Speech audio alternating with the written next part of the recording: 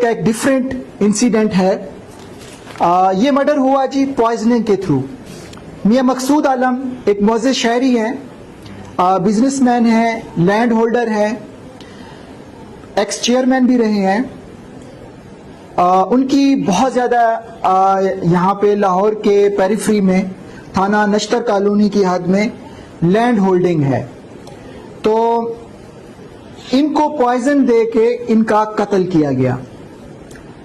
ان کی انیشلی جب ان کو پوائزن دیا گیا, ہاسپٹل میں ایڈمٹ ہوئے, تو ان کی اپنے فیملی ممبرز کے ڈیفرنٹ, کیونکہ یہ کافی لینڈ ہولڈر تھے, جو ڈیفرنٹ فیکشنز ہیں فیملی میں, ان میں آپس میں لڑائی شروع ہو گئی. 2 مہینے تک اسی شش و پنج میں کہ یہ جی قتل ہے یا نیچرل ڈیتھ ہے, اسی شش و پنج میں رہے. لیکن اس کا پوسٹ مارٹم کرایا گیا. 2 مہینے بعد اس کی فورینزک رپورٹ آئی, جس میں ظاہر بلیک سٹون اس فورینزک رپورٹ میں پازیٹیو رپورٹ آ گئی. اس کی ایف آئی آر درج کی گئی.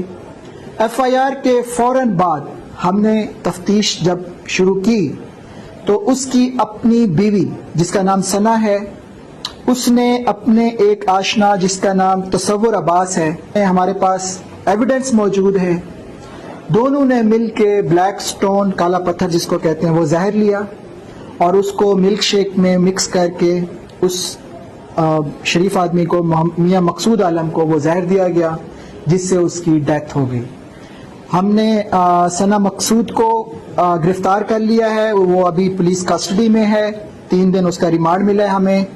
اور اس کے ساتھ جو کنائونس میں تھا, جو اس کے ساتھ پلاننگ میں تھا اس مرڈر میں, تصور عباس, اس کو بھی اریسٹ کر لیا ہے.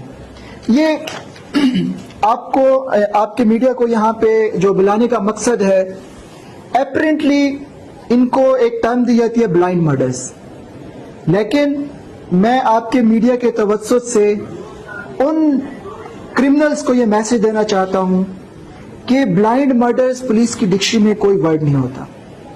جو ناحق قتل ہے اس کے ثبوت بالکل واضح ہوتے ہیں, اور وہ اپنے دماغ میں یہ ذہن نشین کر لیں کہ اس طرح کا کوئی آفینس کمٹ کرنے سے پہلے پولیس انشاءاللہ ان کو قانون کے کٹہرے میں لائے گی.